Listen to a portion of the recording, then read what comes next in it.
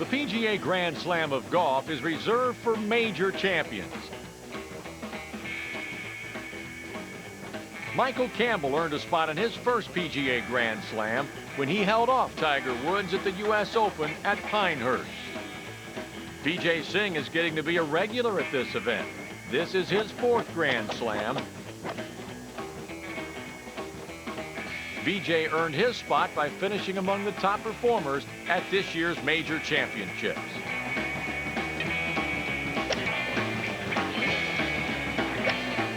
Vijay and Michael will conduct the PGA Grand Slam Champions Clinic with a twist. Overlooked in the middle of the pack heading into the final round in Pinehurst, he stepped forward with one of the most courageous finishes in U.S. Open history, making pressure putt after pressure putt to win his first major title. Ladies and gentlemen, New Zealand's second major champion, U.S. Open winner, Michael Campbell.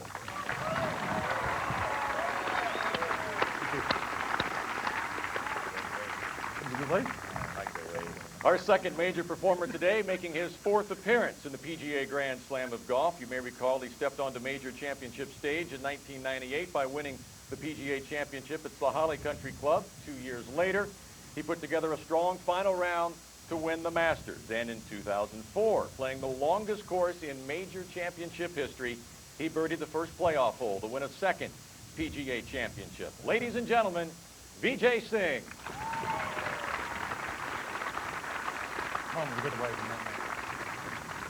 My co-host for today's show is Mark Rolfing. Rolf, today we've got some things planned for these guys. They may not have practiced these shots some. No, but I think they've probably seen them on TV before, and I don't think they're going to have a real problem with them. And one of the shots that they're going to demonstrate is the knockdown shot, which is obviously very important here.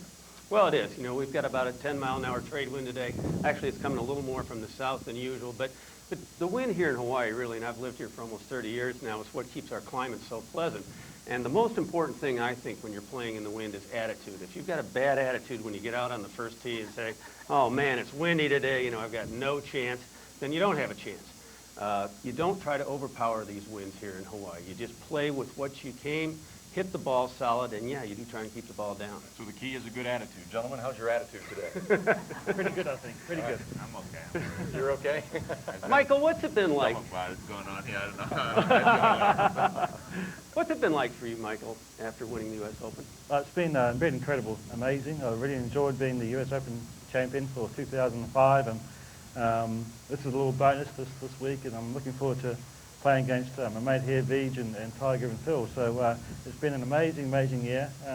To win the World Match Play too, 3 months after I won the US Open, sort of completes my whole year, so I'm very happy indeed. Tiger isn't here with us today, obviously, but I was with his group at Pinehurst right ahead of you, and I'm sure he, like me, couldn't believe what you were doing back there. At what point... Nor could I, really. At what point in that round did you actually think you could win the US Open? I think when I hold that putt on 17 from about 25 feet away, I gave a little fisty pump there, and I was pretty pumped up there. And standing on that last hole there, I was still pretty nervous, but I wanted to make par and be the only person under par. And unfortunately, I made bogey and finished even par. But just that final putt was pretty special to me, because I remember as a kid growing up, you know, watching golf on TV, watching Jack Nicklaus and all the greats of golf winning major tournaments. Always wanted to have that putt to win a major tournament. So finally it came to fruition in June this year, and I've really enjoyed being the US Open champion. So thanks. Vijay Singh, again for you, another terrific year. You played a lot of golf, as you always do. It's now November, yet this morning at 7 o'clock you were up and in the gym. How do you keep your energy level so high after a long year like you've had? Well, I mean, if you get to my age, you need to work twice as hard. So, no, it's I'm determined. I want to play well, and there's so many young guys on tour right now that I need to work twice as hard. My trainer said you know, to play the way you're doing, you got to work physically harder in your physical side. So I said, that's fine. You just tell me what to do, and I'll do it. And it's taking its toll. You know, I'm getting pains all over my body, and but you just have to keep on moving ahead, and you know. But I'm enjoying it. You know, at my age, doing what I'm doing, love what I'm doing. It can't be any better. Well, I'm sure you have some gas left in your tank for us this morning. When we come back, we'll put their knockdown shots to the test, and later on they'll see if they can break some glass. So stay with us. We'll be back in a moment.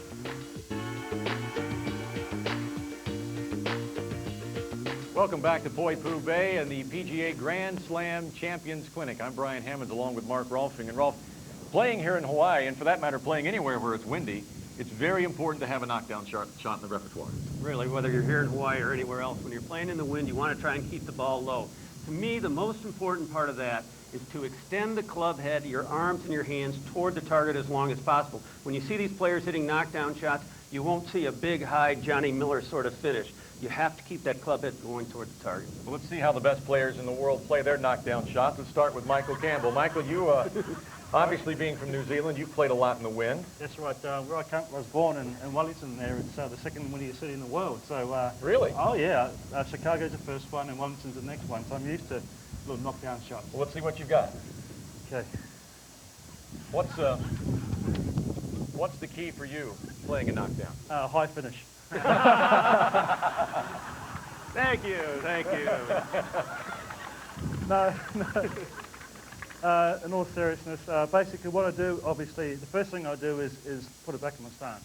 And doing that decreases the loft of the golf club. So being from a normal position here, I get my back foot here and have more of a low and extended and abbreviated follow through, as you said before.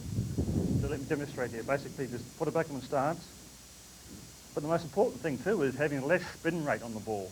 Less spin rate on the ball makes it more piercing through the wind. How do you take spin off the ball? Well, basically, once again, you have a look like abbreviated swing through the ball, and that's what I do here. Let me try and demonstrate here. If I just hit like a normal 6-iron shot. And that flag is 126. The green flag that we're shooting at is 126 yards, by the way. I've got 6 irons. Is that enough? I think you can get there. So let me just demonstrate a little normal 6-iron here. It gives you the ball flight of that height. And all I do is hit it a bit lower, is the ball back in the stance, and have a more of a abbreviated follow through. So it really passes through the wind there. Now, how low can you hit it? How low? If you had to. If you're playing in a gale in the second windiest city in the world. How low do you want to go? I don't mean a ground ball, but Yeah, let me see here. All right. Michael, for the average golfer, would you suggest to not maybe try and hit the ball so hard, take a hard swing, because the harder you swing, the more you would tend to spin the ball? Well, if you look at all the guys on the PGA Tour around the world, is that their balance is the key. Look at Vijay, he's 42 years old, a very young 42-year-old. But he's got grey hair, though. And his balance is so very complete, which means that basically just swing the golf club within themselves. You see, like amateurs really try and give a bit of a whack and sort of fall over the place. I got that. I know that. That was pretty good. That's really good. You do more of that. You see all the great players, the past, present time now, is that their balance is the key. And when you swing within yourself, it has a nice physical, There you go. All right, Michael, thank you very much. That's Michael Campbell's knockdown shot. Let's see how the number 2 player in the world does it. Yeah, let me see. Number 2 doesn't sound very good. I though. need a tip. He doesn't like that number 2, it doesn't sound like. Now, Vijay, is it more difficult for a taller player to hit the ball low? I don't know. That's how how you adapt to the wind. It's harder to keep your balance when you're tall, obviously. But I followed Lee Trevino's advice from very young age. Into the wind, you never hit the ball hard. So that way you, like Michael said, don't create so much spin on the ball. The softer you hit it, the less spin you're gonna have. So. And pretty much the same thing. Put the ball back in your stance. More weight on your left side. That will keep you from from kind of backing up and creating too much spin. So ball back. Your weight goes on the left side, and just kind of nice, gentle push towards the target. Going to give us a demonstration? I'm not from a very windy city either, so. Fiji. Fiji. Now, same thing, like what Michael said, ball back in your stance a little bit, and I tend to stand a little closer.